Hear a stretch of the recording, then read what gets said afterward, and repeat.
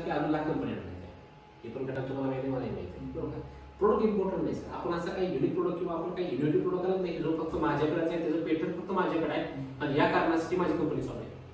काय करायचं आपलं काही इनोव्हेटिव्ह नाही ना. मग काय केलं पाहिजे आपण तर आपण काय फोकस ठेवला पाहिजे की आपण अशी काही स्ट्रॅटेजी अशी काही सिस्टम आणली पाहिजे की जेणेकरून तो डॉक्टर प्रोडक्ट न बघता तो कंपनीकडे बघून काम केलं पाहिजे. आज लोक रिलायन्समध्ये रिलायन्सच्या नावाकडे बघून काम करतात. रिलायन्सचा शेअरच्या अर्थानं काम करतात. ती काय व्यक्ती काय येऊन बघत नाही सर.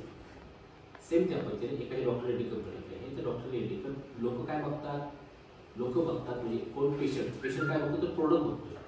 रिलायन्सकडे बघतात काय बघतात तर सर्व्हिस बघितली जाते बरोबर का. तसं आपलं असं टाटाकडे बघताना काय बघितलं ट्रस्ट बघितलं जातो.